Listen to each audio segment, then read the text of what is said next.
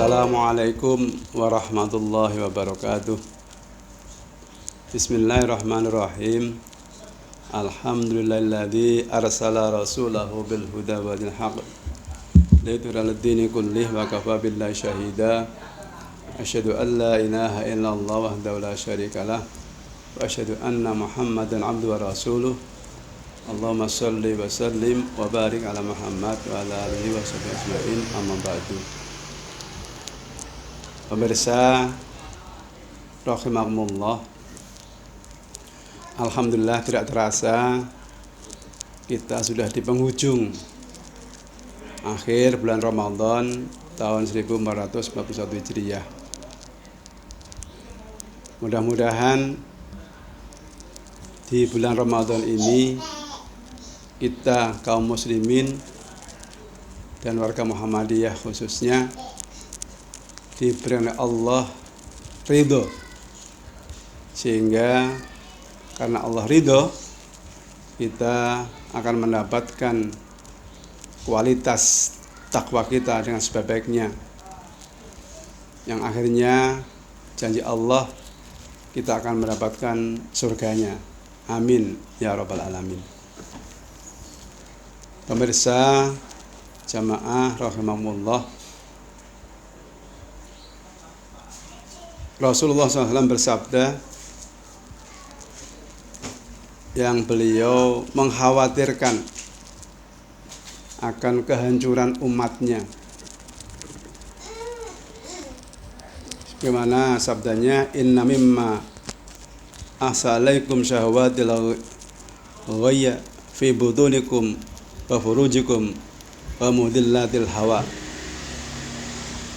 Artinya, sungguh aku mengkhawatirkan kamu sekalian terjerembab dalam keinginan hawa nafsu dan dorongan perutmu serta dorongan seksualmu dan hawa nafsu yang menyesatkan. Bulan Ramadan adalah bulan di mana kita menempa diri atas perintah Allah, yaitu kutiba alaikumussyam kama kutiba alladzina min qablikum la'allakum tattaqun. Menempa diri jadi orang-orang yang takwa, yaitu orang yang mampu melaksanakan perintah-perintah Allah dan meninggalkan larangan-larangannya dengan kesadaran penuh dari masing-masing orang itu, yaitu dengan niat yang ikhlas karena Allah Subhanahu wa ta'ala. Karena itu dalam berpuasa intinya adalah bahwa kita tidak tergoda apapun yang bersifat duniawi, karena memang kehidupan duniawi itu menggiurkan, ya, menggiurkan. Zahratul hayat dunia, dalam surat Toha di sana disebutkan bahwa dunia itu memang menggiurkan, dan ternyata banyak orang tergiur di sana, baik itu orang kafir maupun orang muslim. Namun memang Allah telah memberikan sebagian, ya, nikmat yang diberikan pada orang itu. Banyak orang kafir yang diberi istijraj, yaitu mereka bisa menguasai kehidupan dunia ini dengan mempunyai aset-aset yang luar biasa. Namun oleh Allah, walal akhiratu khairul laka minal ula, akhirat itu lebih baik daripada dunia. Maka jangan sampai dunia ini menjerumuskan orang muslim, ya, dalam kehidupannya, sehingga dalam setiap harinya yang dipikir hanya dunia, dunia dan dunia. Maka dengan puasa ini diharapkan nafsu itu bisa terkontrol, sebagaimana yang disebutkan oleh sabda Nabi tadi, bahwa hawa nafsu itu keinginan yang luar biasa. Orang bisa terjerembab. Ada 3 hal. Yang pertama adalah dorongan perut. Ya, Nabi mengatakan dorongan perut. Memang betul dari dorongan perut itu bisa dunia ini bisa gonjang-ganjing. Padahal perut itu hanya berapa sih? Ukurannya kan tidak besar. Tetapi sungguh luar biasa. Berpengaruh pada manusia kehidupan di dunia ini dari perut itu. Maka Allah memberikan ajaran kepada kita sekalian, yaitu berupa puasa. Mengkosongkan perut mulai subuh, fajar sampai maghrib. Untuk apa? Untuk melatih manusia itu agar tidak menjadi hamba perut, abdul butun, ya, hamba perut. Sebab kalau sampai menjadi hamba perut, ya sudah, maka tidak ada lagi kenikmatan bersama Allah. Yang ada adalah kenikmatan duniawi yang semu. Dan kenikmatan yang nyata adalah kenikmatan dengan Allah yang nanti kita bertemu di surganya.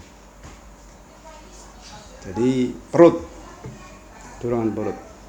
Yang kedua adalah dorongan seksual, yaitu dorongan farji. Maka wa furujikum itu adalah juga termasuk salah satu nafsu yang luar biasa. Tatanan dunia bisa menjadi porak-poranda karena adanya dorongan seksual ini.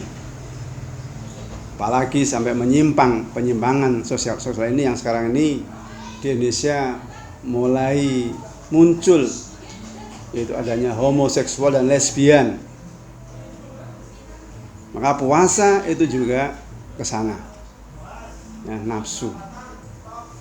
Jadi kalau hanya tidak makan, tidak minum, itu insya Allah akan ringan. Tetapi nafsu yang berupa dorongan perut dan dorongan seksual ini yang luar biasa. Maka kita dalam berpuasa itu adalah imanan wahtisaban, keimanan dan kesungguhan. Keimanan kesungguhan. Sebagai gambaran antara orang Islam dan orang kafir adalah peristiwa di mana Rasulullah pernah kedatangan tamu. Tamu itu masih kafir.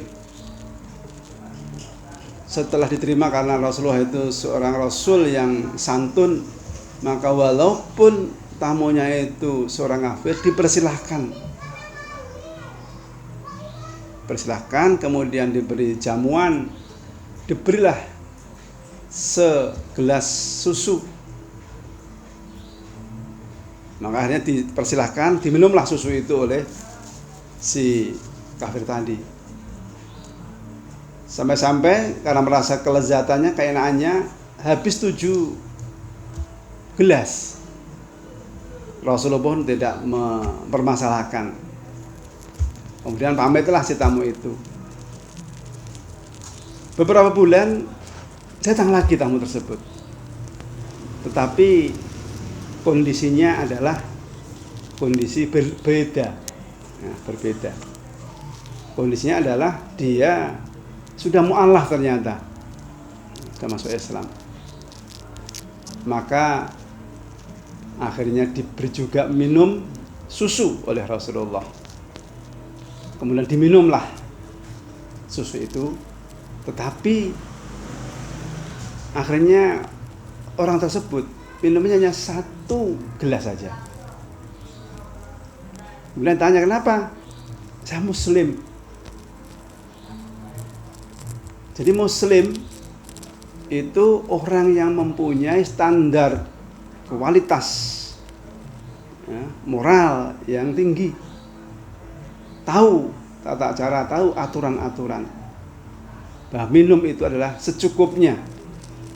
Maka Rasulullah akhirnya bersabda bahwa orang Islam minumnya ketika dia haus dan selesainya sebelum dia kekenyangan. Tetapi orang kafir adalah minum sepuasnya. seolah-olah dunia ini kurang. Karena itulah dalam berpuasa yang insya Allah akan berakhir hari Sabtu tanggal 23 Mei ini mudah-mudahan mampu menempa kita kualitas din kita, kualitas agama kita, sehingga kita yang sudah selama 1 bulan mencoba untuk mengerem nafsu-nafsu yang terkait dengan itu, baik nafsu dorongan perut maupun dorongan seksual dan dorongan-dorongan yang hal-hal yang menyesatkan, itu insya Allah akan menjadi sebuah pelajaran madrasah bagi seorang muslim, sehingga nantinya dia akan mendapatkan satu nilai, yaitu la'allakum tattaqun, nilai di sisi Allah yang takwa, dan itu merupakan kunci di mana orang itu bisa bersama Allah nantinya, yaitu di surga Allah Subhanahu wa taala. Maka saya pribadi berharap, khususnya dari saya sendiri, juga pada jamaah sekalian, mari puasa yang telah kita tempuh selama 1 bulan ini punya nilai, tidak sia-sia, ya, tidak hanya dapat lapar dan dahaga saja, tetapi kita mendapatkan nilai takwa. Dan harapannya Allah bisa mengampuni dosa kita, karena orang yang berpuasa imanan wa ihtisaban maka ghufir lahu ma taqaddama min dzambi, akan mendapatkan ampunan dari Allah Subhanahu wa taala. Jemaah sekalian, dengan program yang diambil oleh KMM ini, saya sebagai pimpinan dari Muhammadiyah merasa optimis bahwa Muhammadiyah ke depan di Rembang ini terus makin maju, karena generasi-generasi kami yang ada di bawah dengan program KMM ini terlihat mulai muncul generasi muda. Maka kami berharap ada majelis tablik PDM Rembang yang menunjuk Pak Sumiti selaku koordinator KMM ini terus menggiatkan kegiatan-kegiatannya dalam rangka mewadahi generasi muda Muhammadiyah, ya, dengan jalan diskusi, membaca tentang fenomena yang ada. Ini mudah-mudahan bisa terlaksana.